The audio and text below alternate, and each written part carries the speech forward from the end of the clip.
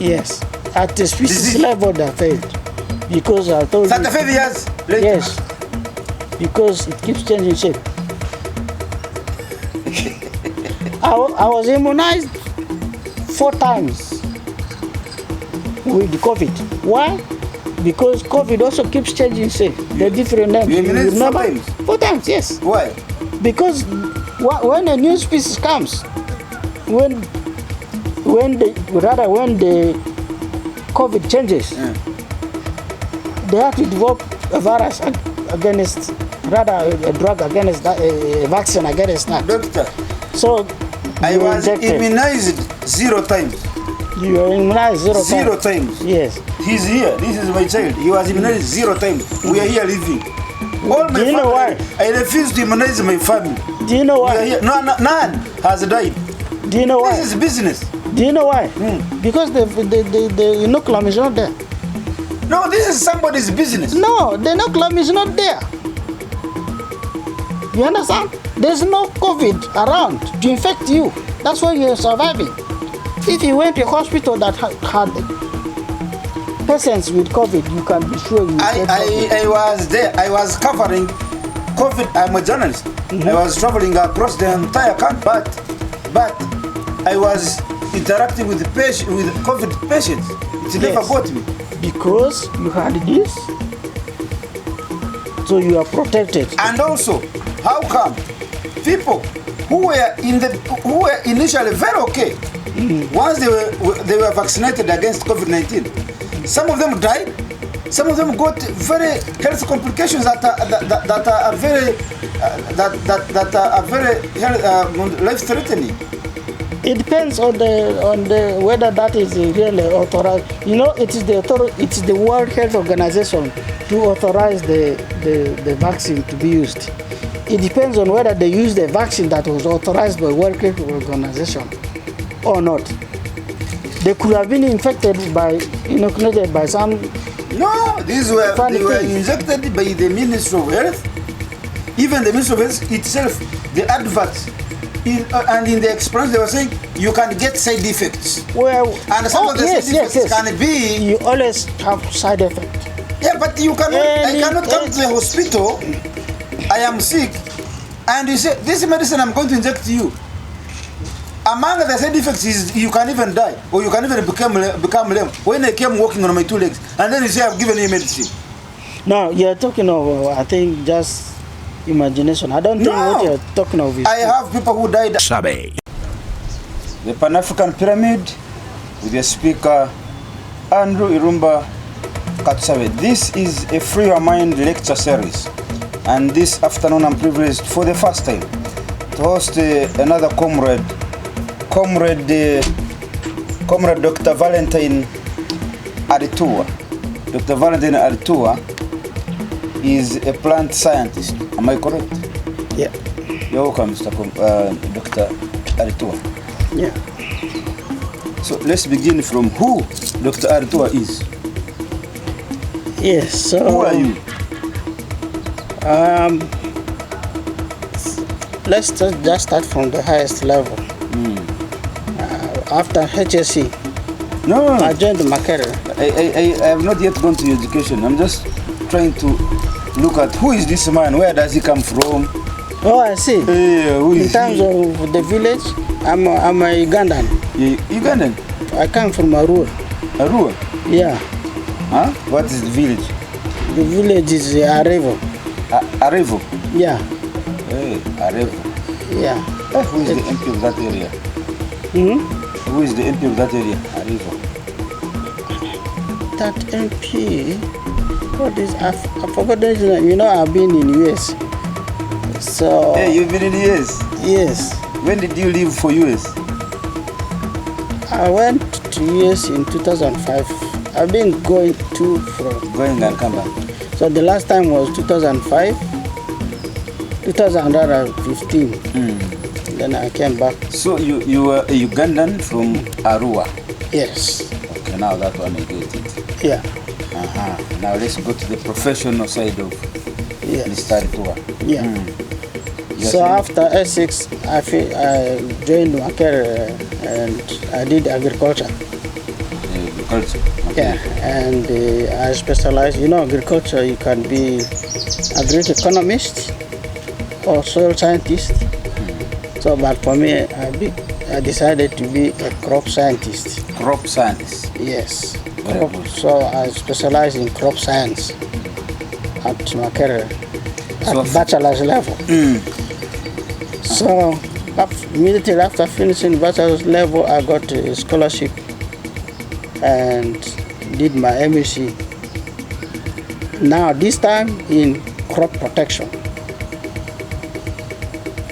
So crop protection. Crop protection. So after that, I worked at Namlonge. I did my research actually at Namlonge. Namlonge? Yes. The research center? Yeah, Namlonge, yeah.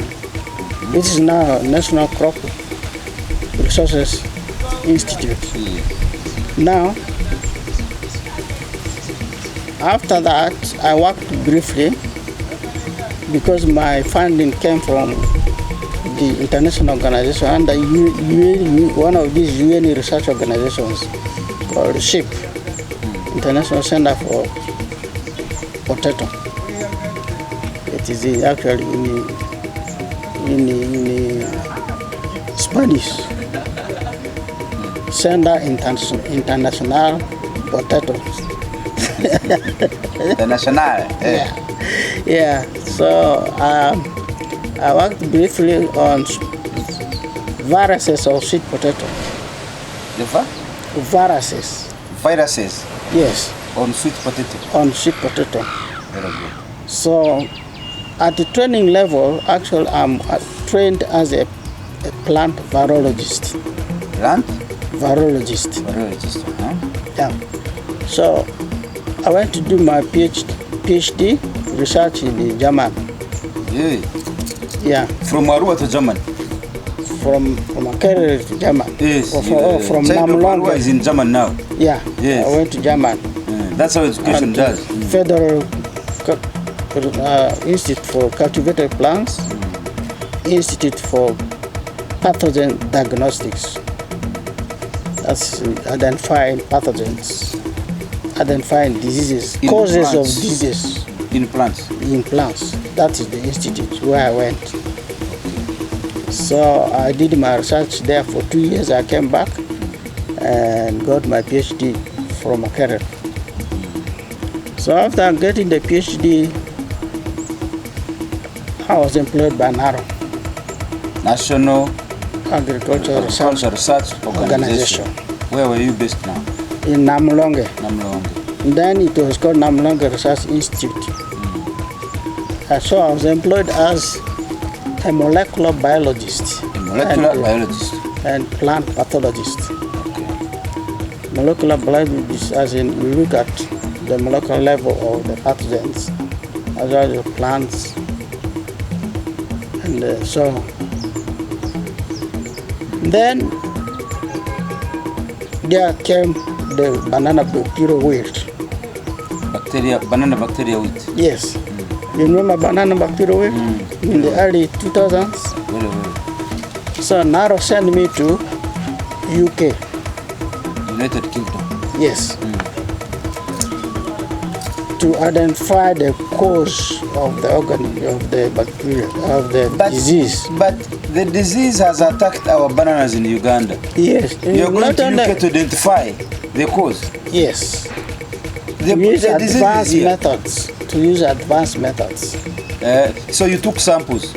Yes. You took samples of the disease? Samples in Uganda. You took them to UK? Yes. Then to use their advanced technology? Yes. Oh, I was going to say now, really. So that means Uganda, the entire country Uganda, doesn't have the technology at that time of identifying that disease that had attacked their own crops.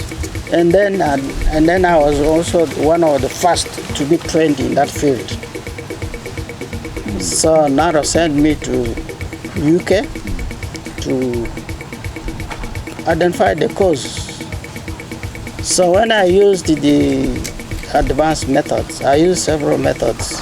In German? In UK, after German. In UK, yes. German worked on sweet potato virus. So that's why I'm attending my field of specialization is plant viruses. I'm a plant virologist initially, but then it expanded after I was employed by NARA and sent to UK. To find out what is this banana wilt? Yeah, at Central Science Laboratory, which is now they have given it a different name. So when I used 3 methods, I did fatty acid analysis. Fatty acid analysis. Fatty acid. Yes. Fatty acid analysis. Maize. It cannot affect there maize. was what we call hypersensitive reaction. It's like when a plant is affected and the plant tries to defend itself, it injects several genes, and then that genes may produce symptoms or it may not. So in this case, it produced a symptom, what we call hypersensitive reaction. Meaning, wait a minute. A plant is trying to resist a certain disease. It self-engineers itself into a resistant. It produces a resistant. So and then that resistant that it produces is able to repel the disease against. Is able to defend if it's not able to succeed in infection. So it produces hypersensitive reaction. So let me talk quickly about how plants defend themselves. They call it shoot first, ask questions later. The plants? Yes. So when a plant is suddenly affected, try to be affected by a bacterial disease. It will release all the genes it has, defense genes. Defend itself. Yes. Then those that work. Without asking questions. The question will come later. Those that what has worked and what has not worked. Yes. Shoot first. Ask questions later. If the plant has 1,000 bullets, it releases all of them. And then 1 or 2 may be effective. Out of the 1,000, 1 or 2? Yeah. Because in the army they ask you to release bullets according to the resistance you are getting. Reasonable force. Okay. If you are fighting an enemy, you have machine guns, you have all these bombs, but if the threat is only to be repelled against by just the use of AK-47, and you use every machine gun, you have made a mistake. Yes. Reasonable force. Yes. So for the plants, they don't want to know that. You have attacked me, I release everything. Then those that will work. Then ask questions later. Ask questions later. So 2 or 3 may work and defend. So it appears like the same thing happened with the maize. So it released genes and they were able to defend, and so it was not able to affect. Okay. Now, because it is related to the disease that affects sorghum and maize, and these 2 diseases are called, the one that affects maize is Xanthomonas versicolor vascularum, and then the one that affects sorghum is called Xanthomonas versicolor horscola. Yes, horsicola. The other one is Xanthominum, this one is Vascola. Yes. The difference is the last. Versicola, horsicola. That one that affects maize. They're all vascola. But this one is horscola? You see this one? There are 3 names. Xanthomonas cannabis, PV, fasciola. Fasciola is because of the bee. So that of sugar is called Xanthomonas vascularum. And then that of sorghum is called Xanthomonas horscola. I said, okay, now since the 2 are related, let's at first, the name of this banana bacterial wilt was called Xanthomonas campestris musacearum. Campestris musacearum. Yes. Based on my finding, I said, no. The naming should change. Yes. So I renamed the bacteria.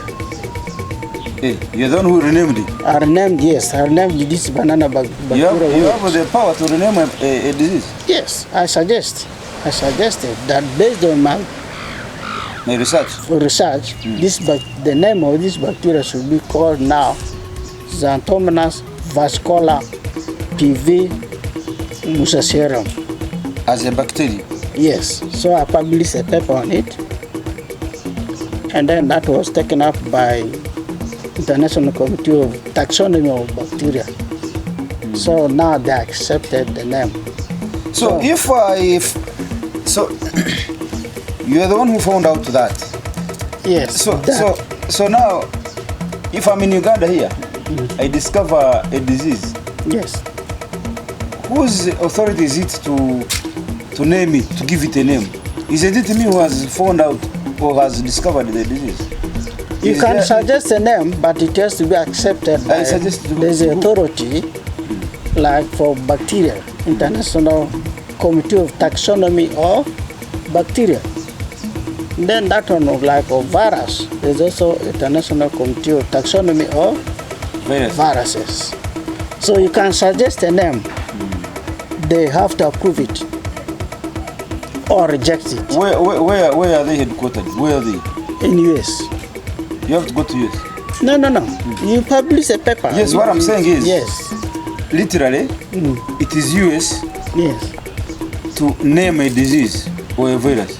No, job, it's a combination of scientists all over the world.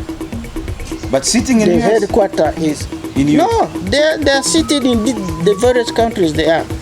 There are those from China, they're in China. Those in UK, they're in UK. You told me the headquarters is in the US? Yes. So it means it is America managing it? No. It is that committee that manages it. Yes. Committee headquartered in US? Yes.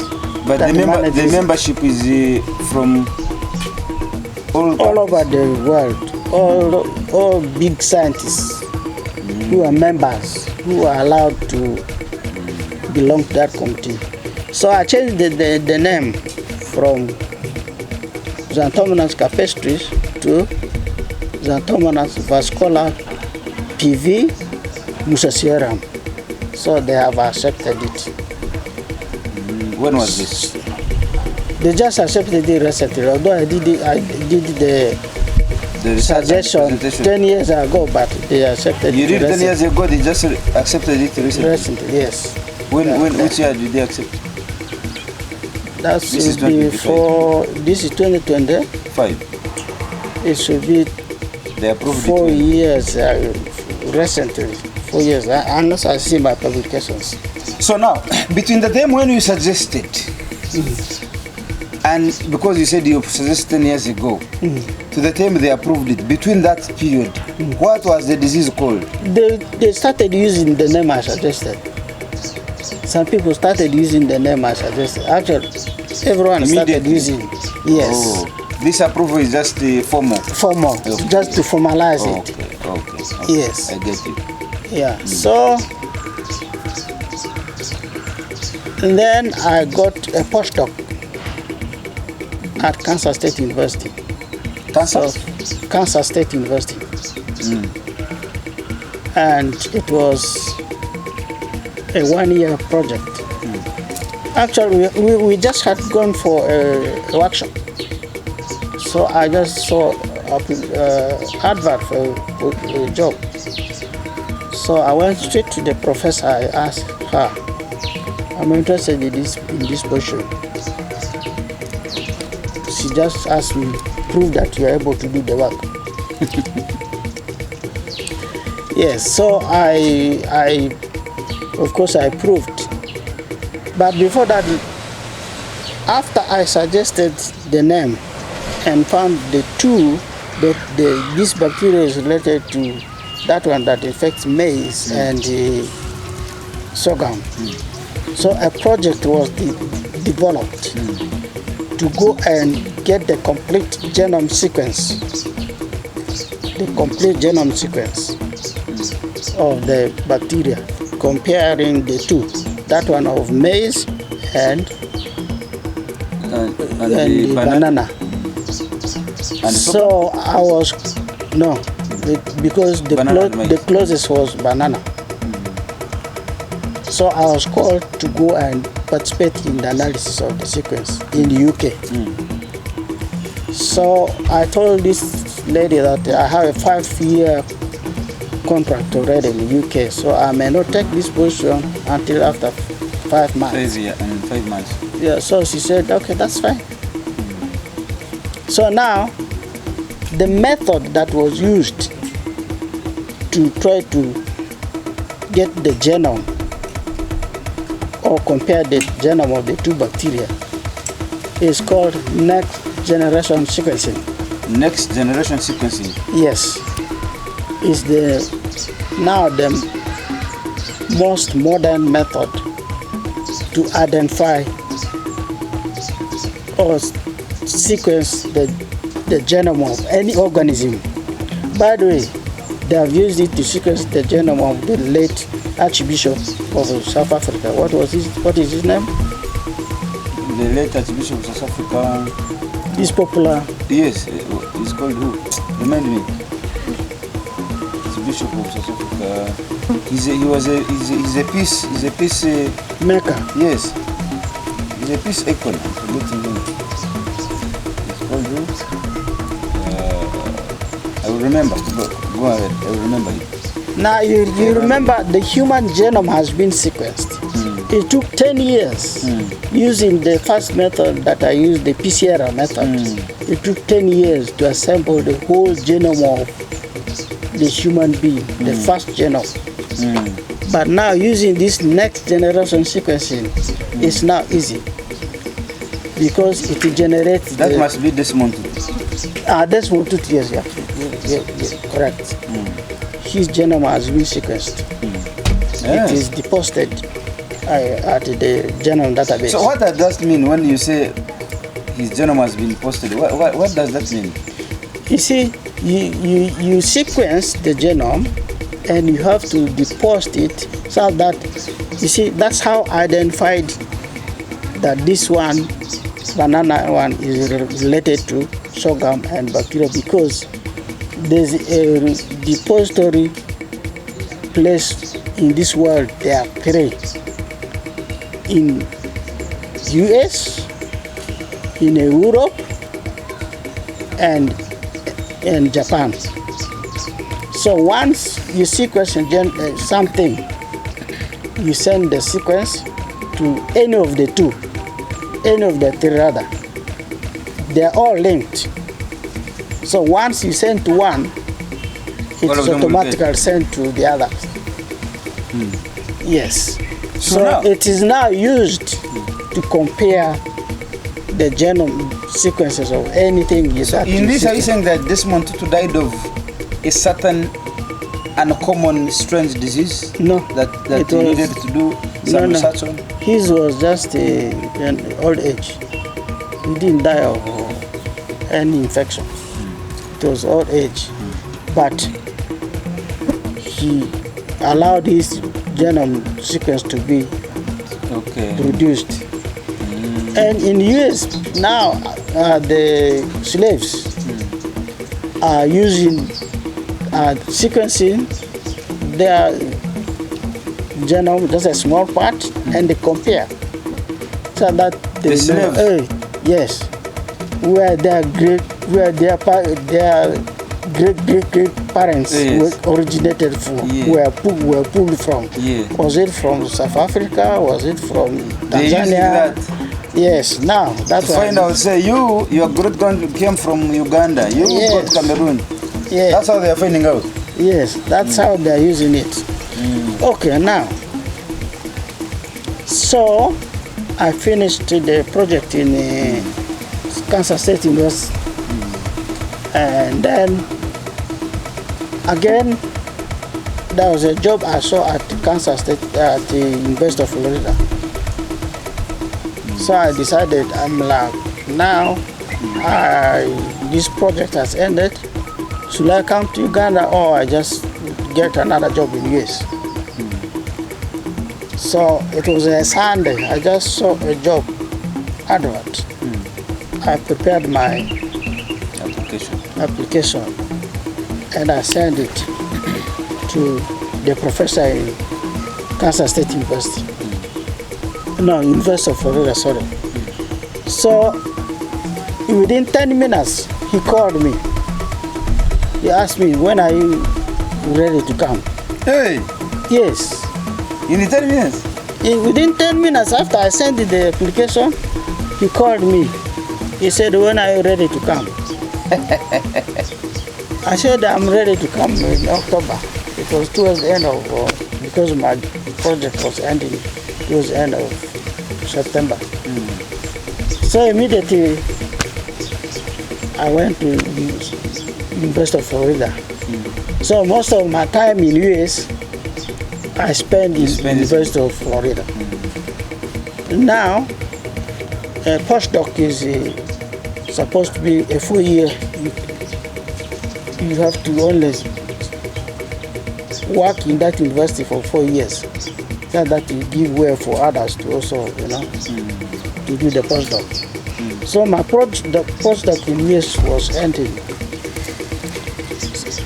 at University of Florida was ending. So I got a job with the Pan-African Bean Research Alliance here in Kawanda. So I left US, I came, then I came to Kawanda. So I was employed as, again, virologist, but because of my training in bacteria, the experience I had in bacteria. So I started working both on bacteria and even fungi and viruses.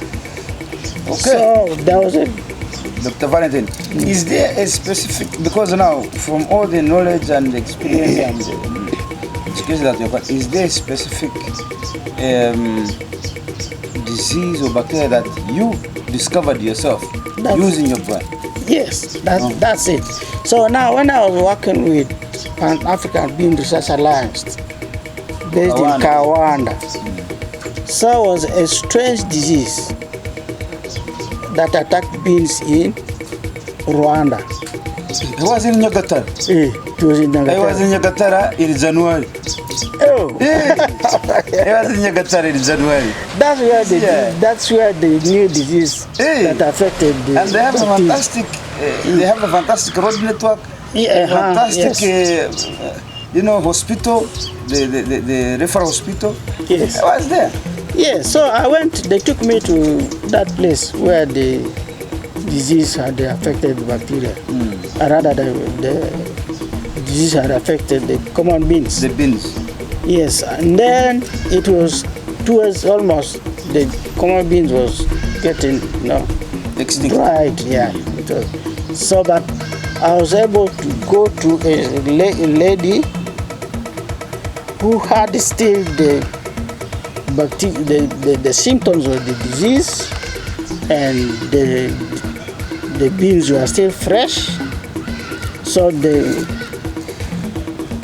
this disease will attack the stems, will attack the leaves, will attack the pod, and it will beans themselves. Yes, it will produce symptom what we call canker.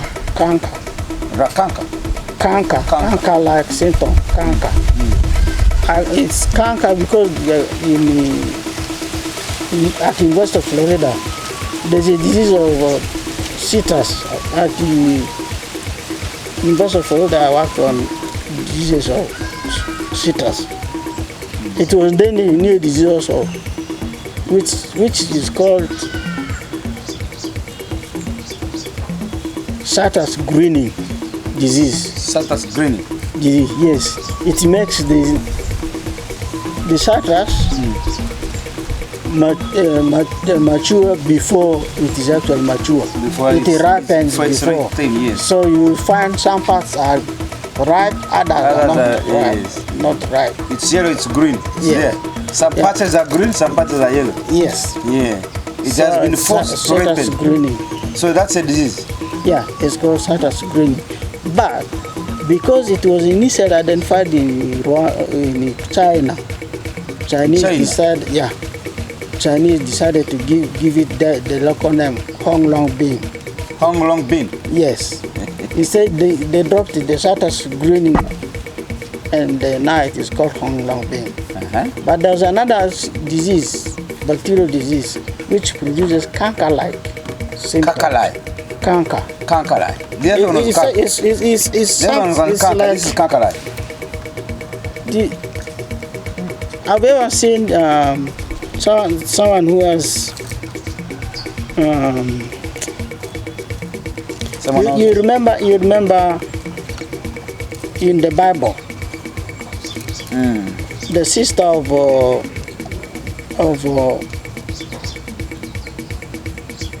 Abraham complained that she married a non-Jew, and God called them, and here after God told them, hey, is there anyone I talk to like Abraham? Rather not Abraham, but the one who got Israel from Egypt. What is his name? Moses. Yeah, Moses. Moses, yes. When God went away, the lady found herself having what? Leprosy. So the thing, when you see leprosy, it produces. Yeah. So that disease produces something like leprosy. So it's called canker. In crops. Yeah. Okay. So it affects the leaves, the stems, and the pods. So I decided to collect those samples. I came. I said, Kawanda here. I said, this seems likely to be bacteria. This is based on my experience in University of Florida. So I just gave the samples to my technicians. I said, you extract bacteria from these 3 samples: the leaf, the pod, and the stem. And indeed, they extracted bacteria. So when they extracted bacteria, I said, okay, what do we do? I have known the new method, the next generation sequencing method called Illumina. But when I went to UK, at that time it was called Solexa. Yeah, before Illumina bought it. It was called Solexa. I remember I even told my professor, I said, this method, this machine seems to be a good method that can even be used for identifying viruses. Being a virologist, my thinking was more towards virus. He told me, no. This thing produces a lot of sequences. You know, DNA has 2 sequences. It has forward and reverse. They are bound together. So you have forward sequence and reverse sequence. So the old method of sequencing was like they will sequence the forward and the reverse. But this new method will sequence the forward and the reverse 1,000 times. Many times. Yes. So it is called deep sequencing. Deep sequencing, because it produces several copies of the same sequence.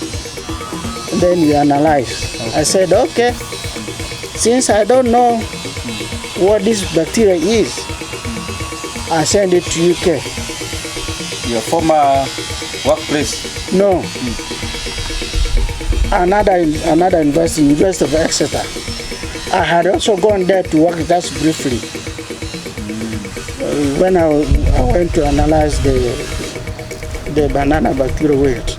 You sent it there. Yeah, so they had the machine there. I didn't send it to this other one. So I sent we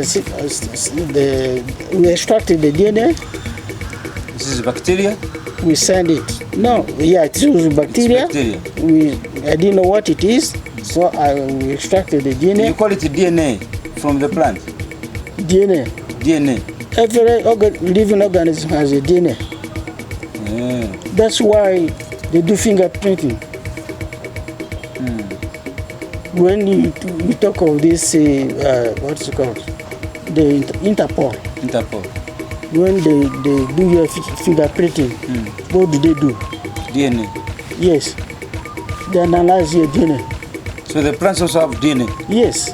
So every living organism. So you took DNA of the plant? Yes. For me, I'd taken what you said first, the bacteria. That's what the bacteria. You told them to extract it on a plate. And then from however, as they are extracting the bacteria, actually they are extracting the DNA of the plant. No. They extracted the bacteria on a plate using there's a general media for extracting bacteria. There are several. They are non-selective, so it can extract any bacteria. So they extracted it on a plate, and then we later extracted the DNA of the bacteria, and we sent it to UK, University of Exeter. So when they sequenced it using this new method, the deep sequencing. So the sequencing was sent, and then we analyzed it. I had a machine on my computer, the program for analyzing that. So I analyzed that. I sent it back to my professor to do more analysis. So when he did the analysis and did the comparison, we found it is a new bacteria. It's a bacteria that had never been found by anyone before. When the sequence was blasted against the database, it had not existed. So in other words, you are the one who discovered a new bacteria. Yes. And that bacteria was called what?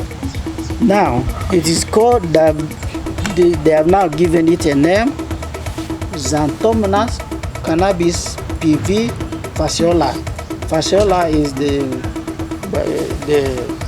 name for common beans. That's the scientific name. The scientific name for common beans? Yes. Fasciola. It's called so the fasciola. name of the bacteria, the disease that you discovered is there are two things you have to look at. There's a disease, there's the pathogen, the causal agent called pathogen. So now, interested in the disease. The pathogen, I was first interested in the pathogen because we don't know the disease, because no name had been given. So the pathogen is called Xanthomonas cannabis PV fascioli. So cannabis PV is the disease? That's the pathogen that causes the disease. Okay. Yes.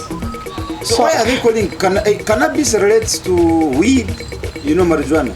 Yes. So a bean disease, how would you relate it to cannabis? Because of the sequences related to cannabis. When you say sequence related to cannabis, what do you mean exactly? If you explain to an ordinary man like me, when you say the sequence related to cannabis, I told you. What exactly are you dealing with? Every human being, every living organism has a DNA. The DNA is made up of two strands, the forward and the negative, and the forward and the reverse. Forward and reverse. Forward and reverse. So using this new method, which we call deep sequencing, the sequence was sequenced several times, million times, and then assembled. It was duplicating the same thing million times, so that it can really produce the truth. Because remember, I told you the first one was only forward reverse. That's mainly done in this fingerprinting. They just do that one. And that's what I did actually initially with this banana bacterial weight. I just did it the forward and reverse sequencing. But you remember later I said the project was developed to do the deep sequencing, to compare the sugar one with the banana one. Now, so when the sequence was analyzed, it was found to be a new bacteria which had never been deposited in the database. But it was only related to cannabis and other. So you discovered a new disease? Yes. So the international. Was done by you also? The naming was done by International Control Taxonomy of Bacteria. The naming of the pathogen. The naming of the pathogen. Now, I have now suggested the name for the disease. It should be common bean canker disease. Common bean canker disease. Because the symptom. Disease normally is named according to the symptom. So it's common bean canker disease. That should be the name of the disease. That should be the name of the disease. Have they adopted it? Not yet. I've just suggested it. Just this year. When I tried to start to work with a reform organization. So it may take like 4 years. I don't know whether they will accept it or they will give it another different name. But based on the symptom, and since I'm the one who discovered it, I suggested the disease should be called common bean canker disease. Very good. Yes. Dr. Valentine Arua from Arua has discovered a new disease in beans. Isn't it? Yeah. And these in beans, Rwanda. These beans, you extracted them from Rwanda. Yes. Isn't it? Yes. So now, my question is, do we have the same disease in Ugandan beans? Not yet. No report yet. Okay. There's only let me paraphrase my question. Apart from Rwanda, where else in East Africa or Africa have you found out this disease? No report so far. Because I found it in 2015. 2015? No, actually it was 2013. That's when I went to collect the samples. Yes, but the naming was done in 2015. So this particular disease, it has mainly only affected Rwanda? Beans in Rwanda, in Nyagatare, and other places, but I don't know. But there has been a cross-border trade, and Nyagatare is bordering with Uganda at Kabale. Yes. So when you go to Kabale, have you done enough research in Kabale beans to see whether, because those beans, are they not being crossed into Uganda?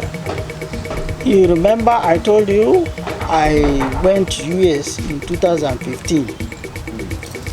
I just came back this year. So I have not known what has transpired after. Since between 15 and 2025, that's 10 years later. Yes, I don't know whether a report has been within your networks. Yes. As scientists. Yes. Because you have, you know that you have an organization. Have they been trying to find out whether that disease has crossed the border or not? Obviously, they intelligence as because they know professionals always have a network.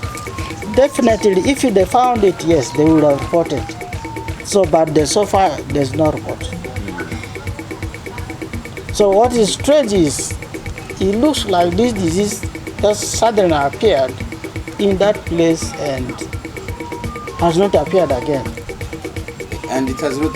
So, maybe it appeared, but people don't get bothered. So now, Dr. Arua, when you discovered that disease, yes, 13, 2015. Yes, I got the symptoms, the samples in 2013. Yes. And then the naming was 2015. So from there, what transpired? Now you found out a disease. Are you part of the efforts, or were there efforts to find out the cure? Because is it enough to simply tell me you're suffering from this, but then you don't involve yourself or take interest on how I can be treated out of that?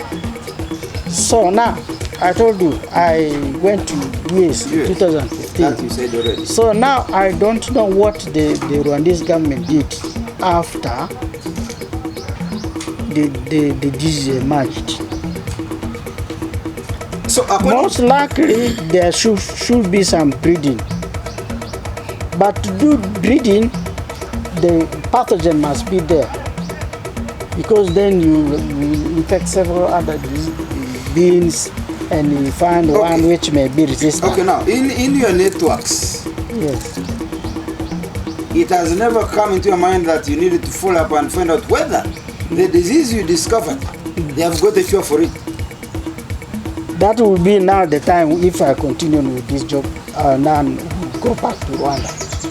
That was my plan. But because Trump...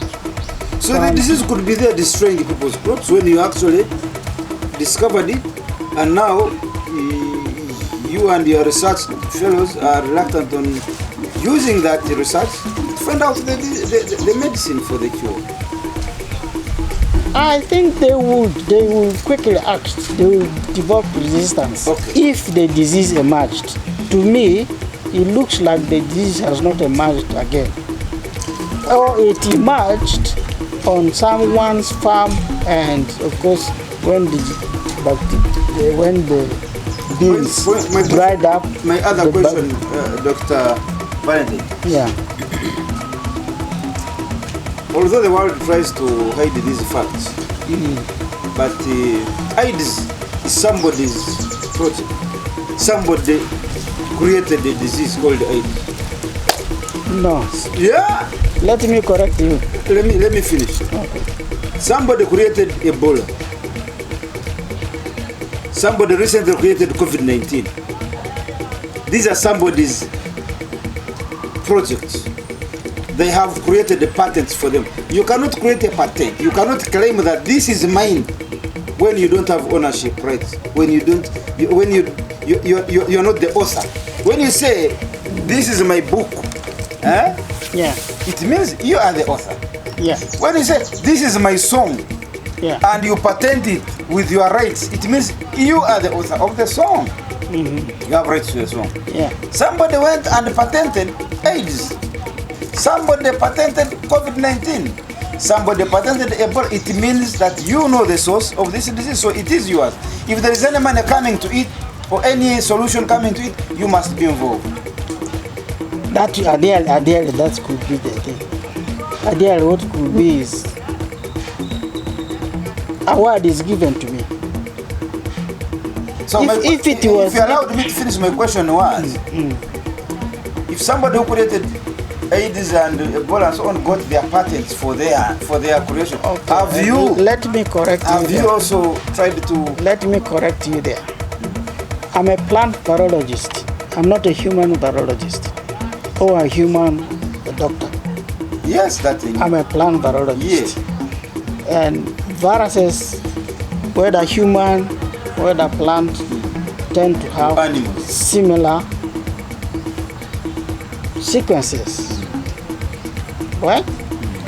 So there is nothing like someone created Ebola, someone created COVID-19, someone created AIDS. Let me tell you, AIDS, how did AIDS come about? AIDS is a chimpanzee virus. Chimpanzee? Yes. It's a chimpanzee virus. AIDS came from chimpanzee? Yes. You know, Central Africa and West Africa, they have what they call bushmeat. They go to the field and The bush kill and these animals just hunt and eat. And sometimes they eat raw. They don't roast. Correct. Now, AIDS originated from chimpanzee. There's a chimpanzee name of the AIDS of chimpanzee. Chimpanzee. Yes. If I were to Google, I will show you the name. So the one that affects human being is called AIDS because of the symptom it produces on human being. The one on chimpanzee has a different pathogen name. So AIDS was never created. Like I told you, that any sequence you develop, you generate, you have to deposit in these 3 databases. There's one the one in Japan is called Japan DNA database. The one in Europe is in European Molecular Biology Laboratory. It is in German. And then the one in the US is called NCBI. It was initially developed for sequences of human beings. Now it is for all organisms. So there is no way you will create an organism and you're not arrested. How can you arrest Bill Gates? Because the sequence is going to be blasted against what is in the database. If they found it is related to what is in the database, you're in trouble. How can you arrest Bill Gates? No, Bill Gates never created anything. Bill Gates is not a scientist. Although he's very sharp and he really talks science like as a scientist, but he's not a scientist. He's just a very sharp guy. So there is nothing like a disease has been created like AIDS. No, the AIDS came from chimpanzee. It is a chimpanzee virus because human beings are now going. You see, these are now because the population is increasing. We tend to go to these animals. The animals had their own problems. Now we go to them. We don't have the resistance. You want to live with them. We don't have the resistance. What happens? You're infected. Now you go to Ebola. Ebola is a fish disease. Ebola is what? It is a fish disease. That's why it is called Ebola. It was found in Ebola River in DRC. Again, when someone went fishing and got this fish with Ebola virus, that's how Ebola jumped into human beings. It was never created. These are wild animal diseases now because human beings are trying to go closer to wild animals. These wild animals already have developed resistance to the diseases. But for us, we don't have the resistance. So we get infected. So Ebola was never created. Ebola is a fish disease. And someone just went to fish and there you are. That's why it is called Ebola. Ebola because it was found in Ebola River in DRC. That's why I try to disagree with the Chinese. Now let's talk about the COVID-19. COVID-19 was never created. COVID-19 is a bat virus because Chinese eat any organism. So they went and got this bat which had the COVID. And what happened? They got infected. But they tried to hide it.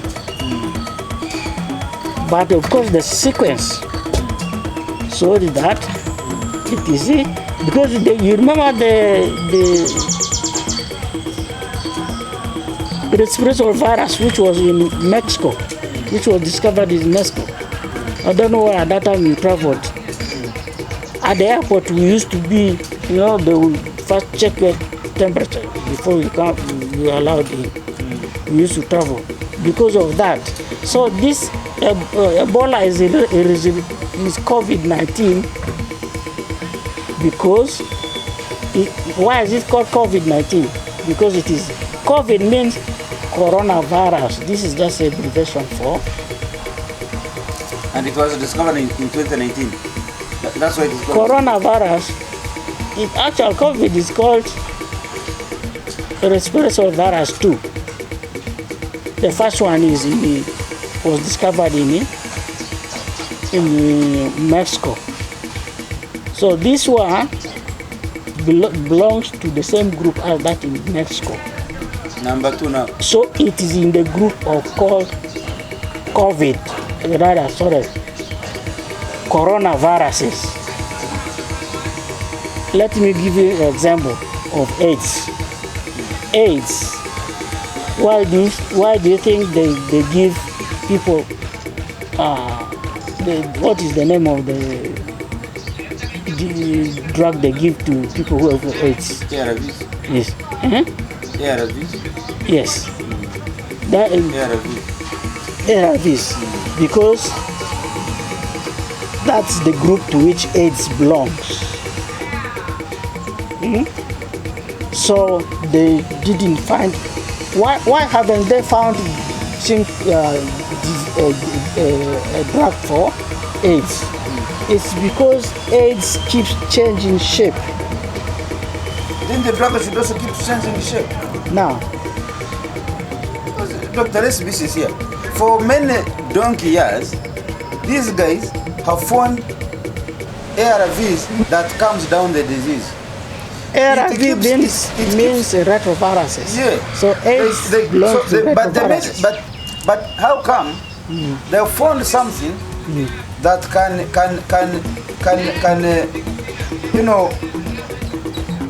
that can control it, keep it at bay, and you live for many years, like 30 or 50 years with it, but they are trying to get medicine to cure it. Okay, let me tell you the reason. The reason is because they want to extract money from you. Let me tell you the reason.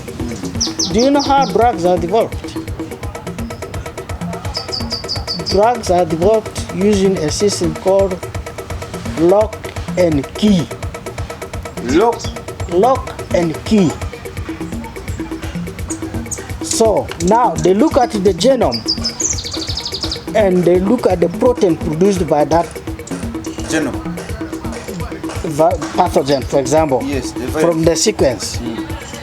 So they target the shape of that protein. For example, the protein can be V-shaped. So they develop a drug that will lock The V-shape. Protein. Yes. So for example, so it cannot shake. It cannot multiply. Multiply. For example, if it is gene for multiplication. Now, because AIDS changes shape all the time, today you will develop a drug which is V-shape. Next time tomorrow it is U. Next time it is 0. O U. O S. S. O T. O T. Okay.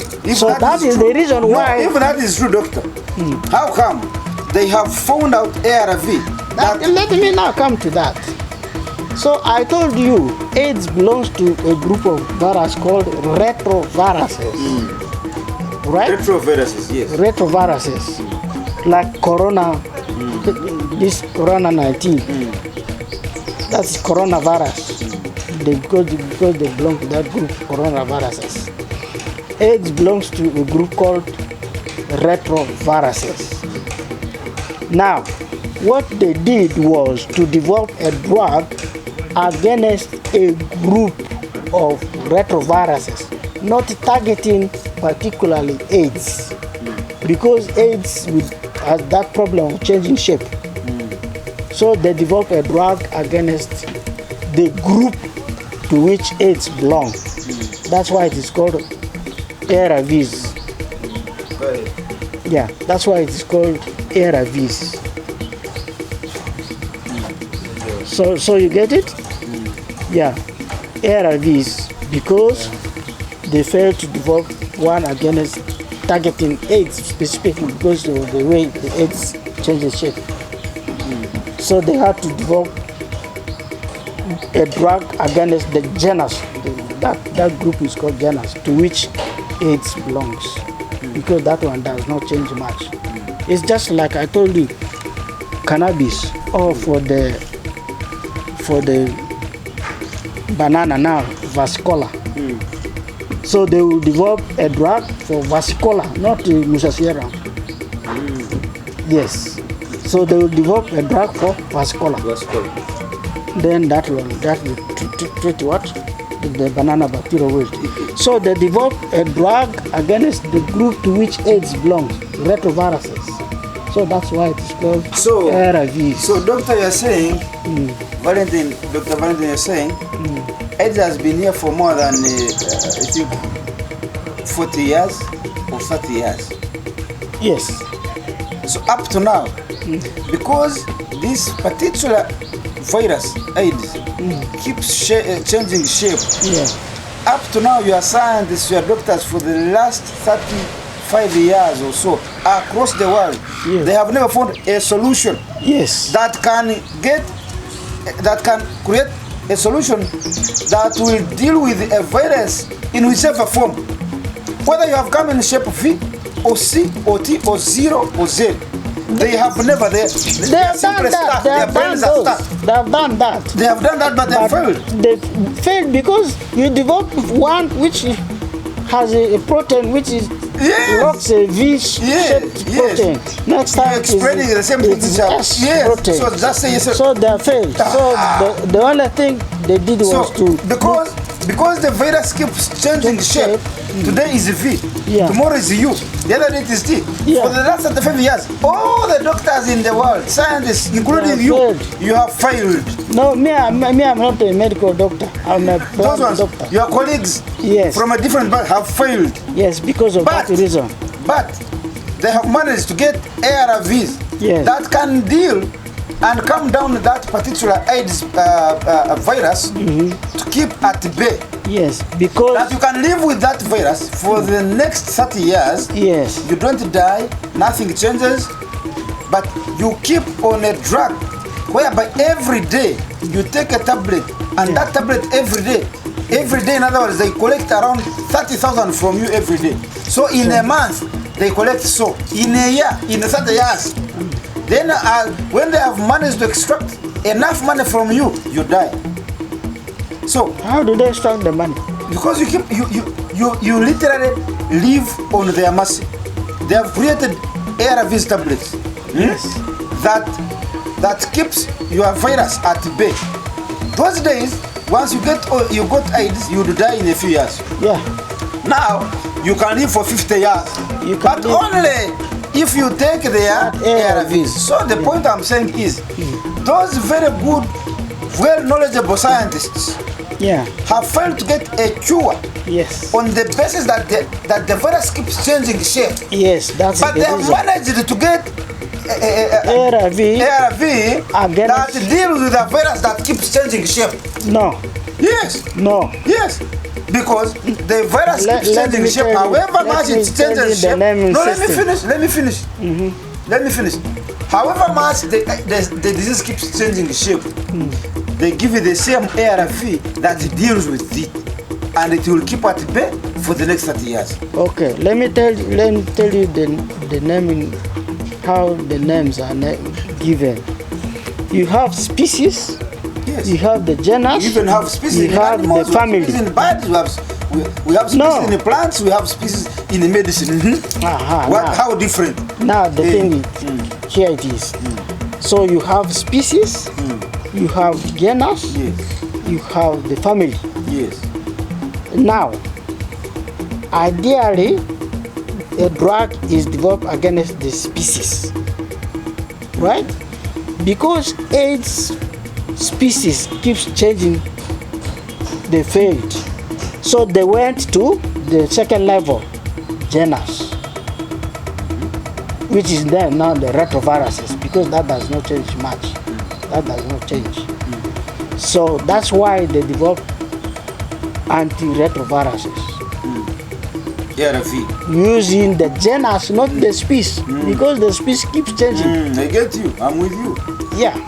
So that's why it's called ARV, because now they are dealing with the genus. At least they tried to deal with the genus. They have tried. They failed at the species level.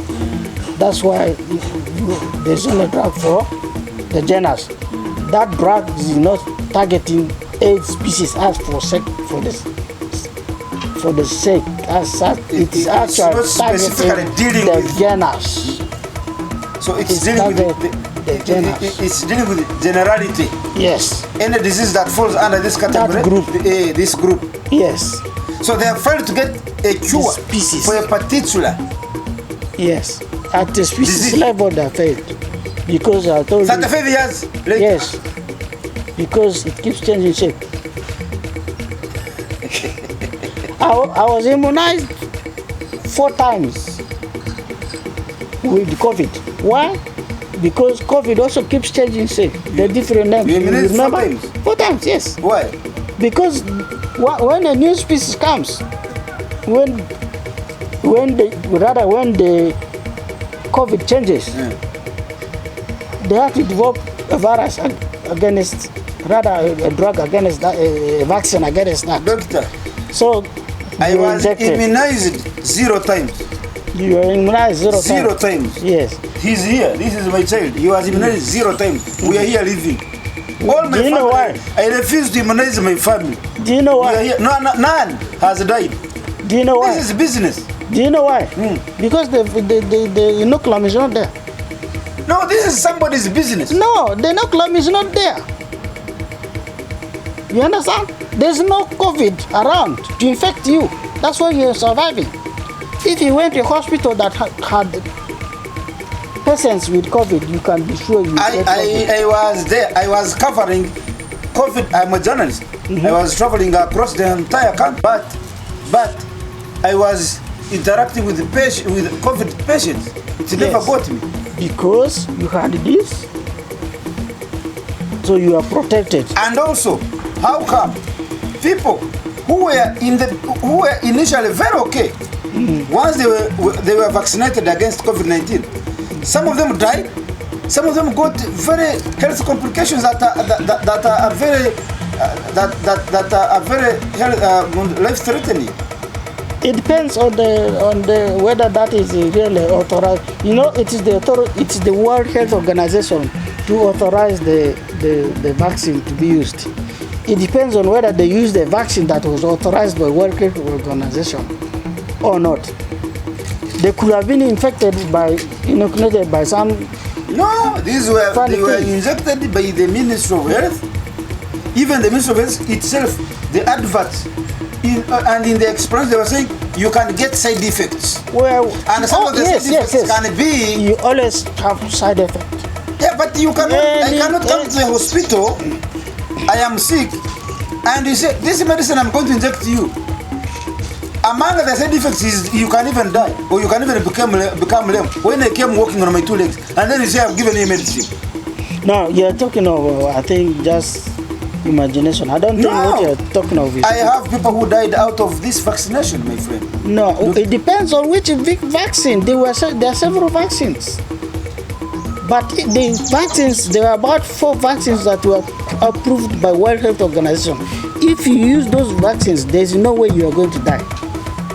I will give you the example of those people who died in UK. Those vaccines were developed by University of Cambridge, one of the top universities in this world, where the professors have even helicopters in their compound because of their discoveries and patenting. So those professors will never produce a vaccine that will kill. No. There was a report that some old people died, those who had existing conditions. It's not that it was that virus. It is not that vaccine. Yes. They died from other conditions. Yes, they had other pre-existing conditions. Why could they die of the same condition when they had not yet been vaccinated? Why now that you vaccinate me, I die of another another condition. But other people had, other people they have died like that. You wouldn't imagine the professors who have helicopters in their compound because of their discovery. You know, the world has become, some of our educated lot in the world, they have become like vampires. No. Yes. They No, create, okay. no, like there are countries that are having wars on African continent for them to survive. So there are doctors that are creating diseases for them because it's a business. No. I'm telling you, you create a disease, you will be affected, you will be arrested immediately. Because the sequence is compared to those 3 databases. Once they found it is related to maybe 80% to what is in existence, they know that you kind of discover that virus. But look, the DNA is made up, it's ATG. The what? The DNA. ATG. There are 4. Now, A combines with T, with A. A combines with T, correct. Then D combines with C. There is no way you are going to create a sequence that's going to be producing proteins that can multiply, that can infect. It is impossible. You cannot create, assemble A, then B, O, B, B, C, rather D, and then a new virus. And then this sequence must be able to produce proteins that are able to infect. It is impossible. It is impossible. I'm telling you. So there is no way you are going to create a new virus. Any disease that comes is something that has been existing, only that it had not been discovered before, just like the one I've got. Now, the human ones are animal viruses that had been existing. Those animals already developed resistance to it. But for us, we go to those animals, and because we don't have resistance, we get infected. That man who got the bat, he got infected. all right, as we come to the end of this show, Doctor, are you planning to patent your new discovery? No, we don't patent. What do you do? We don't patent. So how will the world know that it is you who discovered this disease? I've already published it. It's on the online.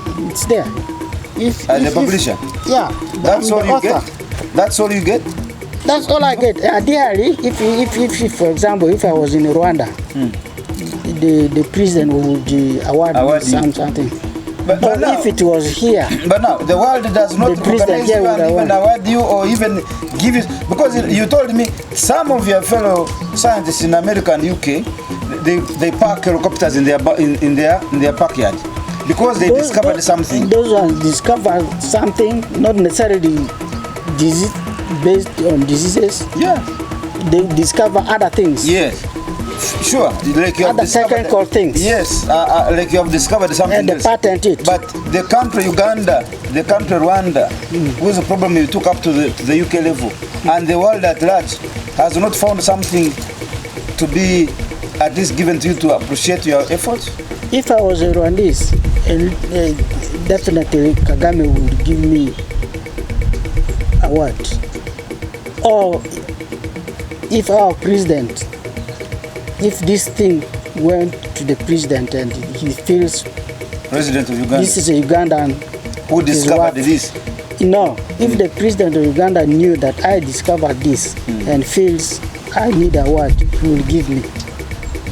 He will give. So he has not yet. He's not aware.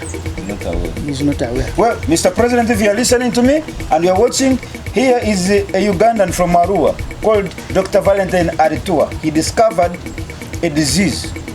The name of the disease is so complicated for me, I will ask him to mention it again. What is the name of the disease? The pathogen is called Xanthomonas cannabis fasciola. And now, the name you have suggested to name it is? Common bean canker disease. Thank you so much. My name is Andy Rumba Katsari, speaker, and thank you so much, doctor. Free your mind.